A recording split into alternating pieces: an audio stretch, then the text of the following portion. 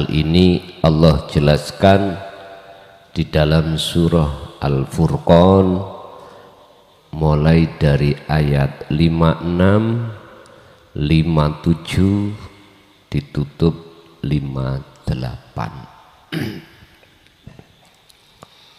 Bismillahirrahmanirrahim. Wa ma arsalna, lan orang utus sapa ingsun Allah. Maksudnya iki adalah keakuan Allah, itulah yang esa. Wa ma arsalna, lan ora ngutus sapa ingsun Allah ka ing sira Muhammad illa mubasyiron, kejaba namung aweh kabar apik, ai ilal mu'minina, maring piro-piro wong sing do percaya. Inilah yang dimaksud pengikut para rasul. Yang kedua, wanadhiron, lan aweh peringatan ilal kuffari, maring piro-piro wong sing gak percaya. Di dalam ayat ini tersimpan kasih sayang Allah. Ar-Rahim, bentuk kasih sayang Allah. Wujudnya mana?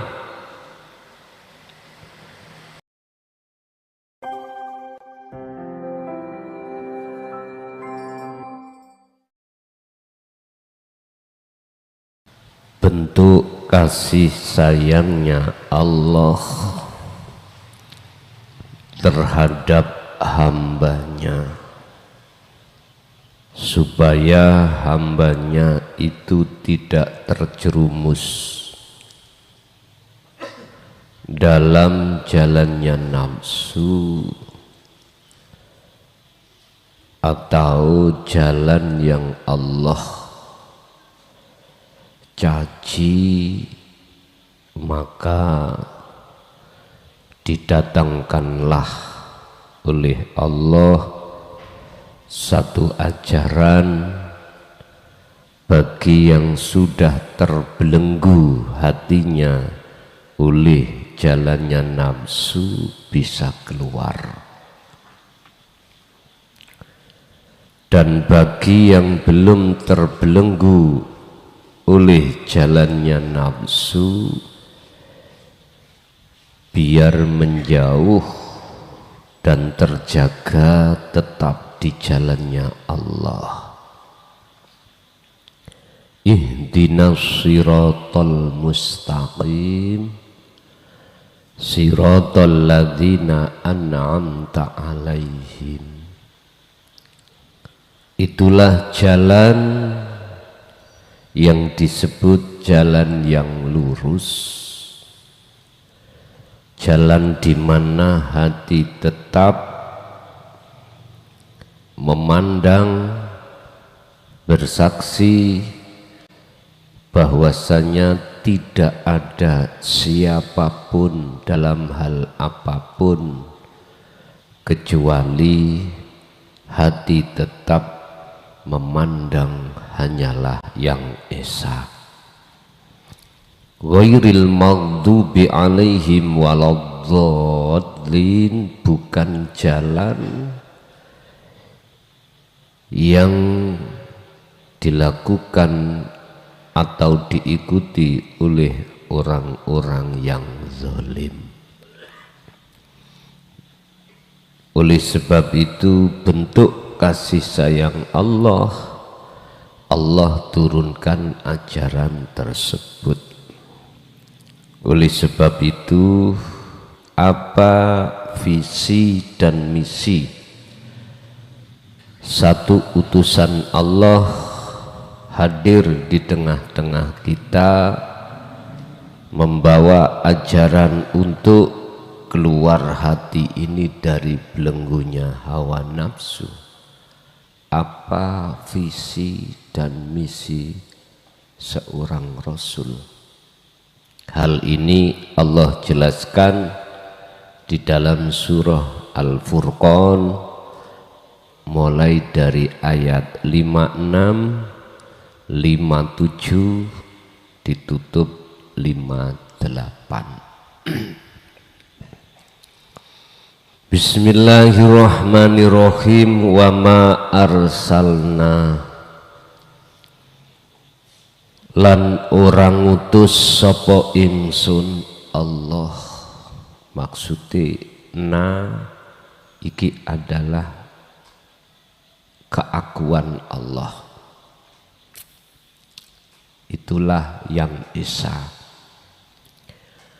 Wa ma arsalna, lan ora ngutus sapa ingsun Allah ka ing sira Muhammad illa mubasyiron, kejaba namung aweh kabar apik, ai ilal mu'minina, maring piro-piro wong sing do percaya. Inilah yang dimaksud pengikut para rasul.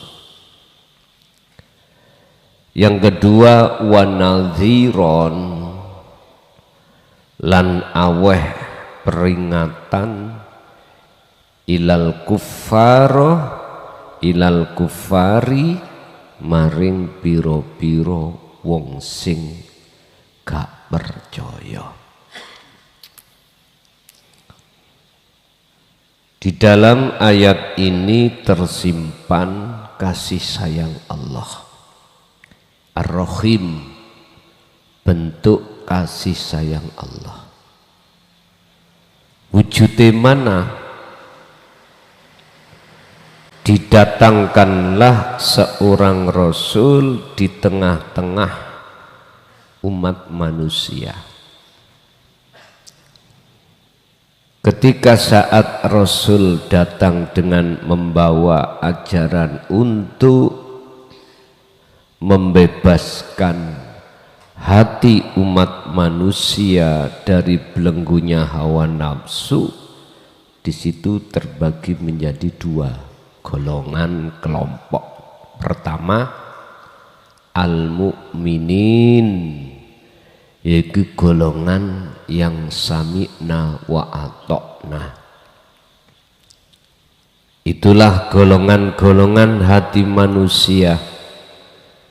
Walaupun lewat YouTube belum bertemu sumbernya, hati ini sudah menyimpan rasa bisa menerima pelajaran tersebut. Orang yang seperti ini pasti di dalam hatinya akan ingin segera bertemu. Ini mah urusan fisik, tidak begitu penting. Yang terpenting hatimu bisa menerima apa ajaran dinut tauhid ini. Itu yang terpenting. Sumbernya dari mana? Itu mah tidak terlalu penting. Sebab banyak orang yang bisa bertemu dari sumber tapi hatinya wangkot atau masih wangkot itu atos, nggak bisa menerima. Dan itu banyak alasan faktor, sehingga dalam ayat ini dikatakan wanadhiron, sebagai peringatan alal kufar terhadap mereka yang mengingkarinya. Bapak Ibu hadirin jamaah rahimakumullah, itu bentuk kasih sayang Allah. Nah, sekarang figur dari seorang Rasul ada dua. Ada figur dari seorang Rasul yang Rasul ini menyampaikan apa ajaran wahyu dari Allah, murni, tidak dikurangi, tidak ditambahi. Ini Rasul beneran, ini utusan Allah beneran. Bahasa guru yang katanya disebut guru akhirat, ada guru akhirat itu menyampaikan wahyu Allah itu murni, tauhidnya tidak ada tendensi apapun. Inilah yang disebut sebagai guru akhirat sesungguhnya. Sebab ada juga mengatasnamakan guru akhirat. Memang benar yang disampaikan tentang dinut tauhid, tapi belum bisa dikatakan murni karena masih ada tendensi. Tendensi ada dua, amwal perkoron dunyo yang bermateri, yang kedua perkoron dunyo yang non materi. Yang materi itu apa? Berbentuk. Harta benda selalu mereka itu mengatasnamakan ilmu, tapi dalam hati diam-diam untuk memperbudakmu. Di framinglah karena ilmu ini, gimana Anda itu sekiranya tunduk segala hal bentuk harta benda apa yang beliau inginkan, meminta pada dirimu kau kasihkan. Bahkan jikalau mau istrimu ya dijaluk. Lah, mohon maaf, apa yang diajarkan bentuknya tauhid, tapi di dalam hatinya diam-diam yang tidak kau ketahui ada tendensi.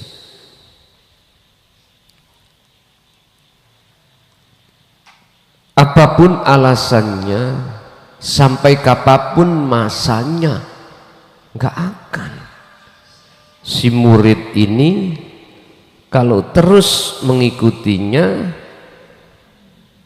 nggak akan pernah bisa wusul, karena ada tendensi lain tadi. Sekarang non materi berbentuk apa? Perbudakan, penghambaan, pemujaan si murid terhadap guru.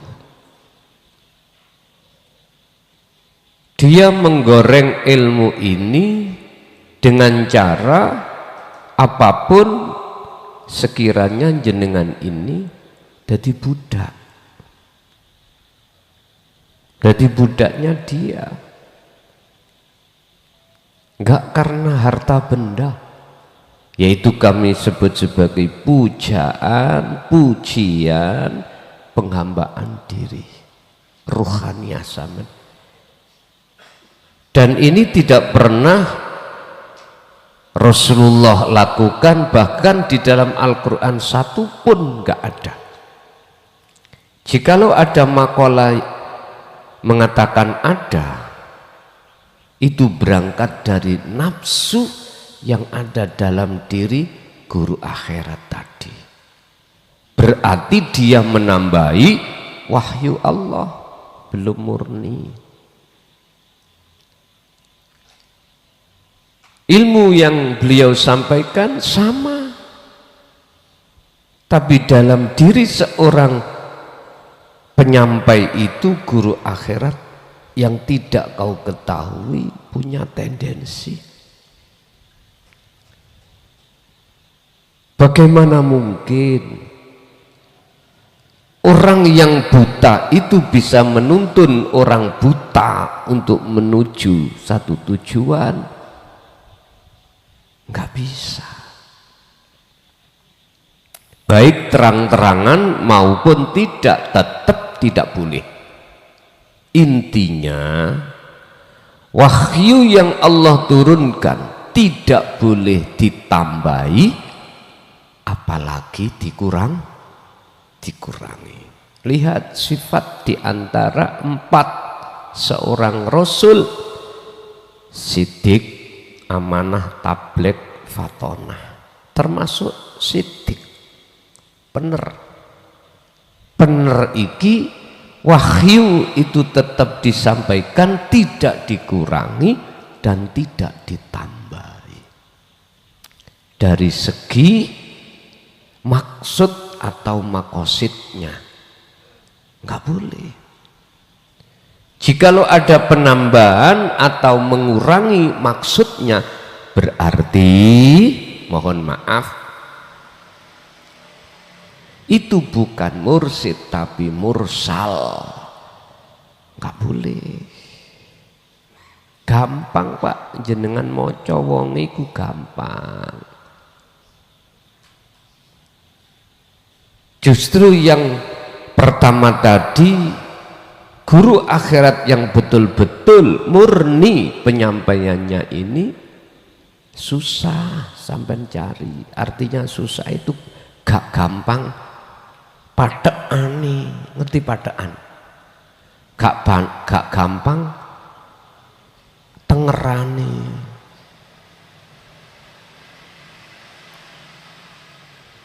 Kadang dia menjadi pedagang, gak harus punya pondok, gak harus beliau itu punya pengikut yang ribuan, enggak.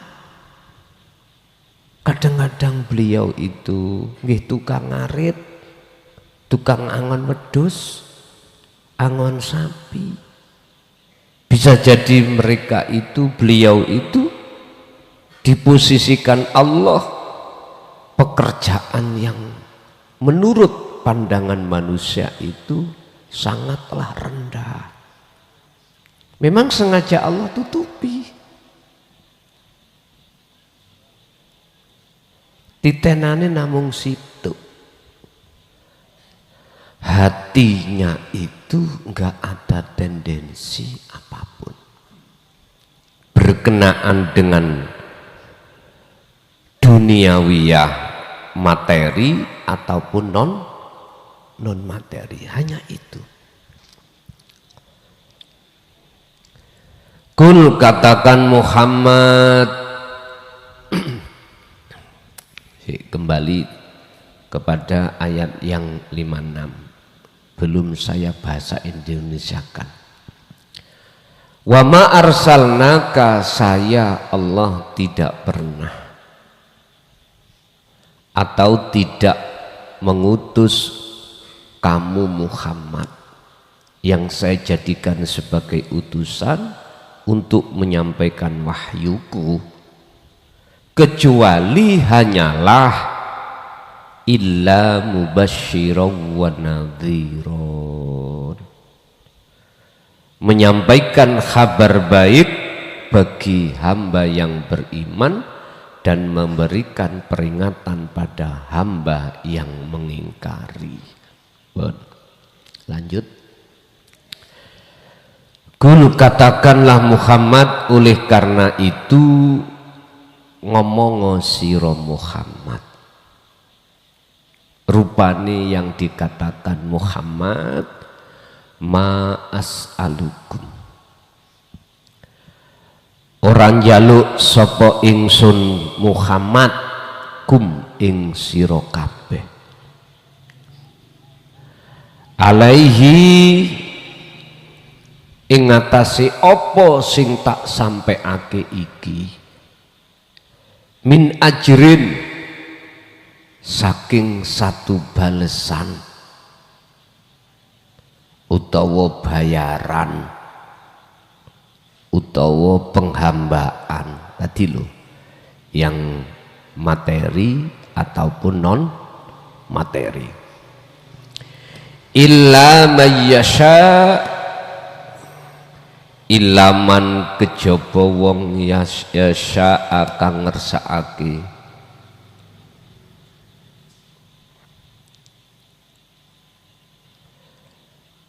ngersakake ayat takhida ing yen to do ngalap sapa-sapa ya sapa murid ila rabbihi maring marek madhep dateng Allah sabilan melalui dalan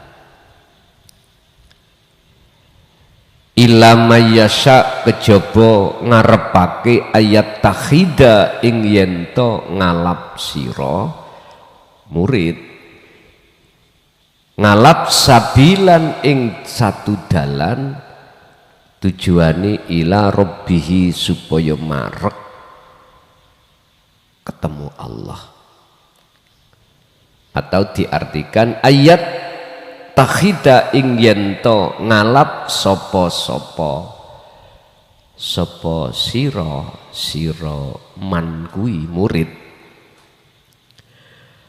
ngalap ila rabbihim supaya marek menyang Allah, ngalap apane sabilan dalane, artine aku oleh nyampekno iki gak njaluk upah apa wae kecuali mengharapkan kamu konsisten berjalan di atas jalan Allah supaya hatimu lekas bertemu Allah.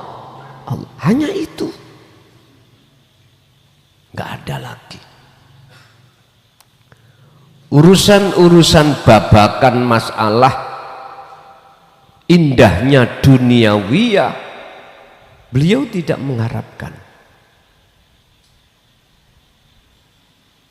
nggak mengharapkan nyuwun sewu sukses dunyamu, ndak.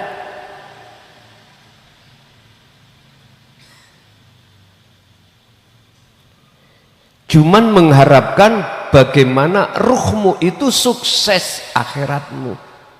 Otomatis sabilan yang disampaikan ini jenengan pegang teguh. Mana sabilan jalan untuk bisa sampai pada Allah. Sebab jalan itu ada dua, Pak. Jalan yang untuk menuju kesuksesan dunia, berarti yang ku maksud jalani nafsu. Yang kedua, jalan untuk kesuksesan rohaniyahmu, berarti jalan nuju nang Allah. Inilah yang dimaksud dalam surah Al-Fatihah, ihdinas siratal mustaqim. Mana yang dimaksud jalan yang lurus?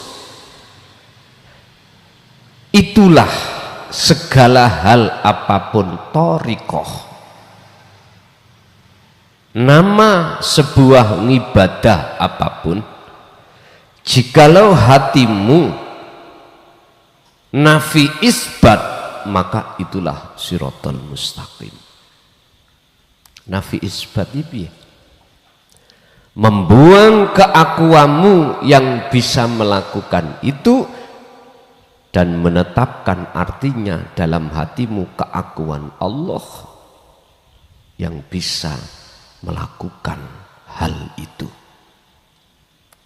Artinya semua apapun perilaku ibadah murni atau tidak murni, janganlah hatimu ngaku-ngaku sumbernya itu dari dirimu atau yang berperan dirimu, makhluk. Tetapi kukuhkan di dalam hatimu sumber semua apapun yang terjadi itu atas dasar peranku Allah. Inilah siratal mustaqim. Inilah yang dimaksud ayat takhida ila rabbihi sabilan. Hanya mengharapkan kau terus hatimu berzikir. Aku gak mengharapkan supaya sukses duniamu, enggak. Jikalau duniamu itu disukseskan Allah, ya udah, itu bagiamu. Wala tansa nasibaka minad dunya. Jangan kau tinggalkan, nikmati bagiamu di dunia. Tapi bagi Anda yang tidak sama dengan golongan yang disukseskan Allah dunia, ayo jok medongkol cocotmu. Kula niki ya ana sing ngeten, sajoke ngaji nderek sampean ujian, masya Allah, ekonomiku tambah melarat, bojoku minggat, anakku sekarat. Lho nggih Pak, sumpah lho kok Rasulullah biyen nempeling, aku melok nempeling. Ya Rasulullah mboten nempeling. Jawabane mengeten, wasbiru wasabiru ala makanati minallahi ta'ala, sabaro, tenan sabaro atas apa kahanan yang Allah berikan padamu, keadaan yang Allah berikan padamu. Kita keadaan itu ada dua Pak, fakir ataupun kaya, sukses ataupun tidak. Itu keadaan kita yang Allah hadapkan. Tapi Allah tidak memandang dari keadaan fisik itu, dan Allah mendatangkan keadaan itu semata-mata supaya jenengan iki tidak membedakan. Dan kedua, semata-mata untuk mengingatkan kita untuk selalu berzikir, ingat pada Allah. Tidak mungkin jenengan selalu sukses dunyane terus, mboten mungkin. Pasti suatu tempo, satu waktu jenengan akan tidak disukseskan dunyane. Dan dua pola macam hal ini sebagai hukum sunatullah yang diterjadikan pada siapapun, baik yang mukmin maupun yang ingkar, tetap karena ini sebagai hukum sunatullah. Apa hukum sunatullah? Hukum ketetapan Allah. Dikira wong sing sukses dunya niku seneng terus, enggak Pak, enggak. Bapak Ibu hadirin, isanya jenengan tidak membedakan di antara dua hal, alias bisanya hati tidak mendongkol, hanya satu caranya, wajahidu fi sabilihi ay siratim mustaqim, berjalanlah di atas jalan Allah. Itulah yang disebut sebagai siratum mustaqim, jalan yang lurus, yang dikatakan sebagai jalan yang lurus, tidak menggak-menggok, tetap hatimu menyatakan bahwasanya segala hal apapun yang berperan hanyalah yang esa, itulah Allah. Wa tawakkal alal hayyi, oleh sebab itu tawakalo siro, pasrah berserah dirilah kau, alal hayyi ing atase dat kang urip. Artinya ojo tawakal, ojo pasrah atimu menyang dat sing kok terko urip tapi sejatine ora urip. Ngapunten, Allah itu dalam pandangan golongan manusia itu ada dua, Pak. Ada golongan manusia itu menyembah kepada yang katanya Allah, tetapi jebule tidak pada Allah. Ada sebuah golongan yang menganggap Allah itu sebagai Tuhan, tapi nyatanya bukan Tuhan.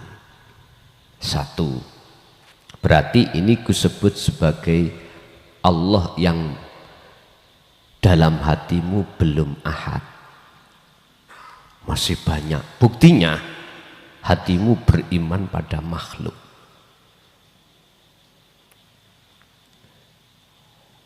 Oh, yang melakukan iki si A. Oh, yang berbicara iki si A. Oh, yang membuat permasalahan iki si B. Nah, ini bentuk iman sampean sing katanya secara lesan Allah, tapi fakta dalam hatimu bukan. Wa minan nasi may yaqulu amanna billahi wa bil yaumil akhiri tapi wa ma hum bimu'minin. Banyak di antara golongan manusia yang mengatakan bahwasanya aku beriman kepada Allah dan hari akhir. Kuwi gak usah nutup-nutupi golongan iki. Ayatil lu wis ngomong wa ma hum bimu'minin, sebenarnya mereka tidak beriman. Artinya beriman pada yang lain. Apalagi jenengan sudah belajar rukun iman, di dalam makom am ada 6, termasuk amantu billahi wa malaikatihi wa kutubihi wa rusulihi wal yaumil akhir dan qada qadar. Olehnya hatimu memandang jobone makhluke namanya inilah secara hakikat mengatakan sebenarnya Anda itu tidak beriman pada yang esa. Allah namanya saja, malaikat sama, makhluk. Berarti nama mulai Allah sampai kodok dan kodar sedoyo semua itu makhluk.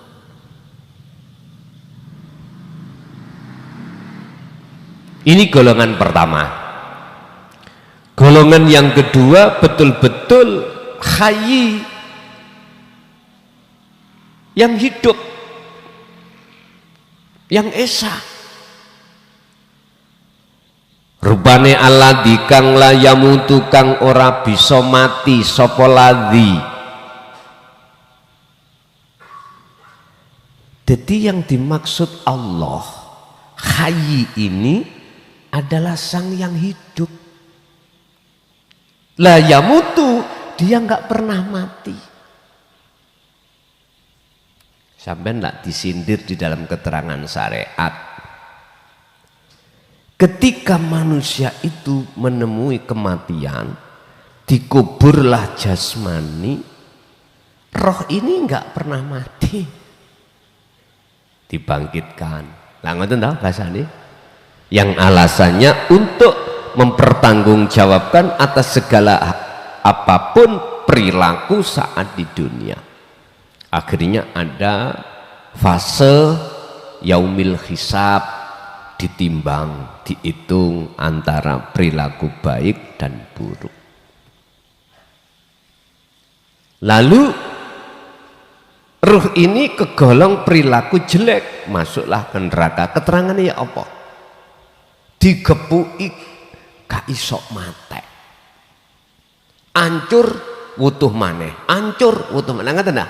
Berarti lah kekal. Lah ngoten ta? Paham apa enggak ini? Hanya hati yang dikasih Allah hidayah dan terimalah akan paham maksudnya ini. Artinya mahwa ar-ruh.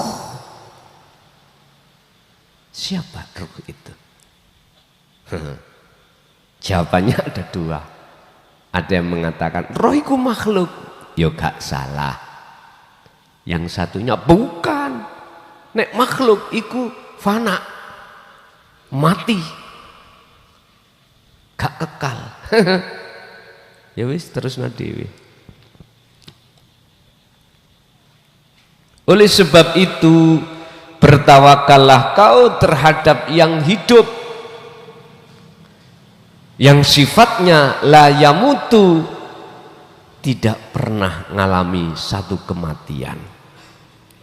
Wasabbih, dan nyucekake sira bihamdihi kelawan nyucekake atimu sangka dene wujud sakliyane urip. Berarti jenengan kedah selalu berzikir dan bertasbihlah dengan memujinya. Maksudnya adalah sucenono, apa yang ada di dalam hatimu berbentuk wujud sakliyane hayi, itu mestinya. Lah untuk mengenal hayi jalannya ada tiga. Satu, kau harus taklim muta'alim, kau harus tolab cari ilmu khusus untuk menuju dan mengesahkan Allah. Otomatis jenengan harus mendapatkan seorang figur yang kami sebut di atas guru akhirat yang betul-betul murni tauhidnya, olehnya menyampaikan. Mengapa ini harus kubuka?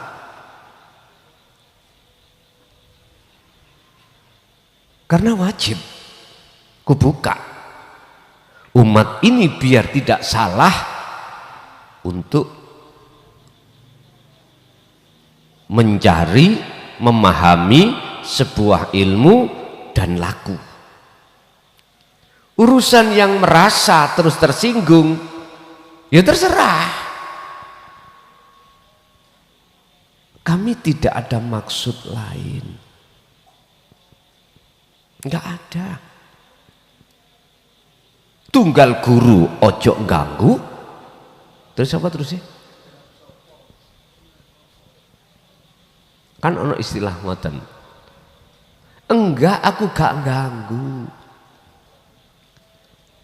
Aku saya hanya memperingatkan tok.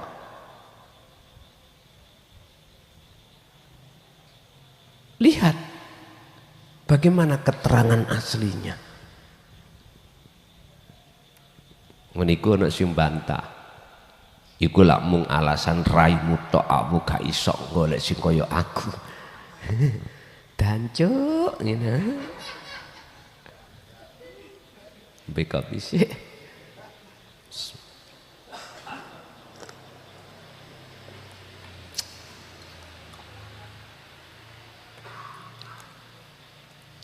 Kopi nek dikei karak iku yo krasa, enak, gurih. Enggak, justru adanya saya membuka rahasia ini semata-mata kasihan sama jenengan. Saya tidak keluar dari tunggal guru gak oleh ganggu, enggak. Justru kami memperingatkan supaya enggak salah dalan. Hanya itu. Jikalau jenengan mekengkeng terus mengatakan saya ganggu, sorry, mohon maaf, hatiku sak titik pun enggak ada niatan untuk seperti itu.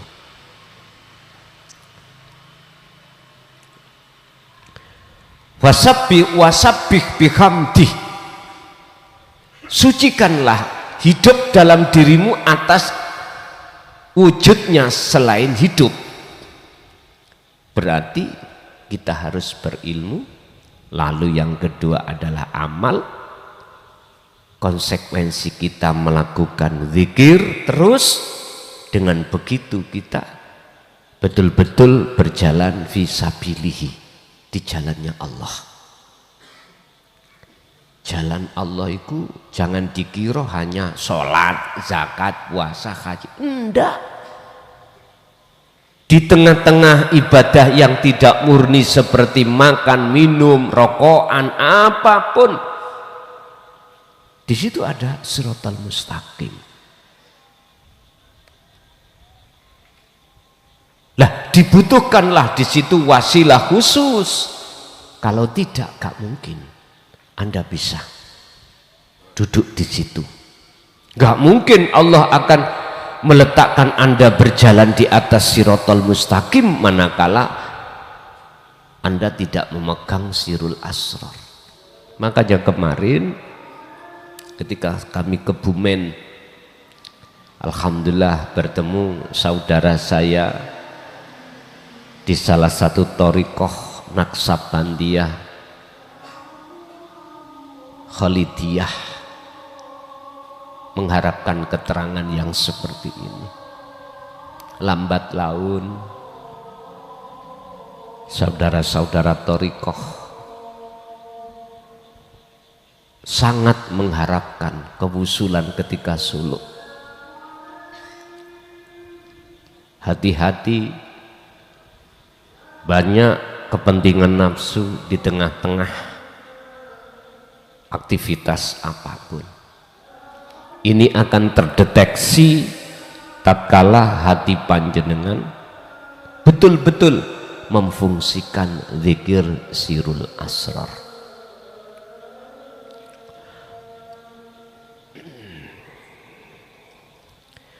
Wa kafalan wis cukup bihi kelawan Allah, bidunubi kelawan piro-piro dosa, bidunubi ibadihi kelawan piro-piro dosane piro-piro kawulane Allah iku khabiron, mengetahui.